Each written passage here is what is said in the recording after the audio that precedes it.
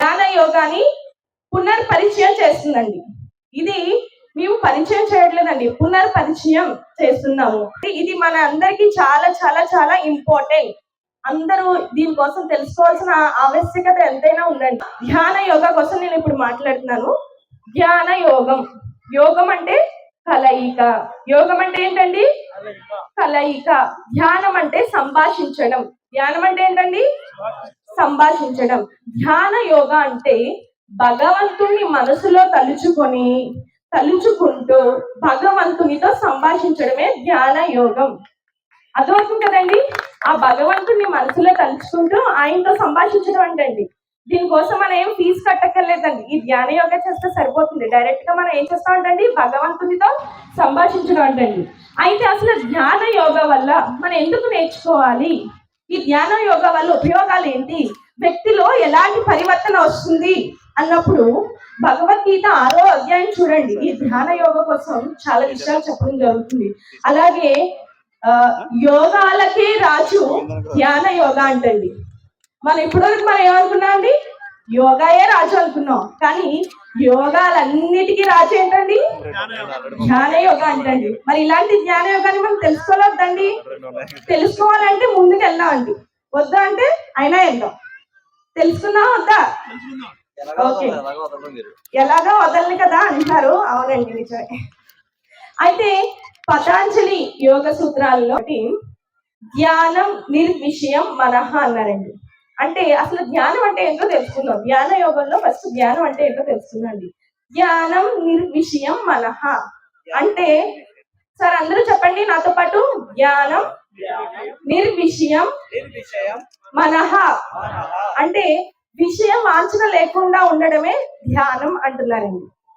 అంటే చూడండి, శూన్యంగా కూర్చొని మనం చూస్తుంటాం కదండి. ధ్యానం చేసినప్పుడు ఒక చేతిలో ఇంకొక చెయ్యి వేసుకొని ధ్యానం చేస్తుంటాం కదండి. అది కాదండి ధ్యానం అంటే.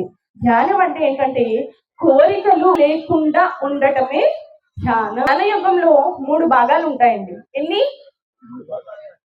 3 భాగాలు కూడా మీరు ఒకసారి నాతో పాటు రిపీట్ చేయండి. 1 ధారణ దశ. ఏంటండి? 2 ధ్యాన దశ. 3 సమాధి దశ. 1 ఏంటండి? ధారణ దశ. ఈ ధారణ దశ కోసం ఇప్పుడు నేను చెప్తున్నానండి.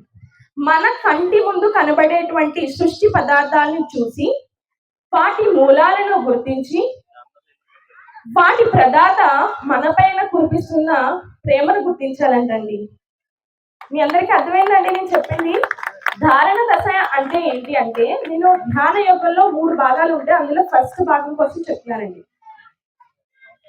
ధారణ దశ అంటే మన కంటి ముందు, ఒకసారి మీ కంటి ముందు చుట్టూ చూడండి. భూమి, చెట్లు, ఆకాశం, నీరు ఇవన్నీ కనిపిస్తున్నాయా లేదండి? వీటన్నిటిని ఒకసారి మనం చూస్తూ దాని మూలాలను గుర్తించాలంటండి. గుర్తించి దానికి కారణం ఎవరు, ఆ ప్రదాత, కారణమైనటువంటి ప్రదాత మనపై చూపిస్తున్నటువంటి ప్రేమ ఏంటి అనేటువంటిది అర్థం వస్తుందంటండి. ఇప్పుడు మీకు ఒక ఎగ్జాంపుల్ చూపిస్తానండి.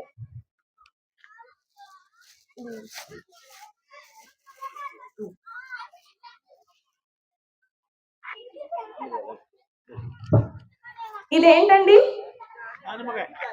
ఏంటండి? కన్ఫర్మేనా? దానిమ్మకాయ. చూడండి, ఈ దానిమ్మకాయని చూస్తే మనకి ధారణ దశకు అర్థమైపోతుందండి. ఎలా అంటే చూడండి, ఈ దానిమ్మ పైన ఒక కలర్ ఉంది. ఈ కలర్ ఎవరు వేస్తారండి? తర్వాత ఈ దానిమ్మకాయని ఓపెన్ చేసి చూస్తే లోపల చూడండి, లోపల ఏమున్నాయండి? గింజలు ఉన్నాయి. ఎలా పడితే ఎలా ఉన్నాయా? ఒక అమెరికాలో ఉన్నాయా? అమెరికాలో ఉన్నాయి. కొన్ని ఓన్లీ అమెరికా చేసి వదిలేసాడా భగవంతుడు? మధ్యలో ఒక సెక్షన్స్ పెట్టారండి. పల్చటి ఒక లేయర్ పెట్టాడు. అవునా కదా? ఇది ఎప్పుడైనా మనం ఆలోచించామండి? జ్యూస్ చేసుకొని తాగేస్తాం, తినమంటే సలాడ్ చేసుకొని తినేస్తాం. కానీ ఏదైనా ఒక దాన్ని చూసినప్పుడు, దానిమ్మకాయ ఉంది, దానికి చూడండి ఎర్రని కలర్ ఉంది, దాని లోపల పిక్కలు ఉన్నాయి, దాని లోపల మళ్ళీ పల్చటి ఒక పొర ఉంది. వీటన్నిటిని ఎవరు అసలైన ఈ మూలాలకు ఒక ప్రదాత ఎవరండి? అదవుతుంది కదా. పోనీ ఇంతటితో వదిలేసారు. ఇది తిని చూస్తే ఎలా ఉంటుందండి? తీయగా ఉంటది. ఎవరు వేసారు ఇందులో పంచదార? ఎవరు వేసారండి? భగవంతుడు.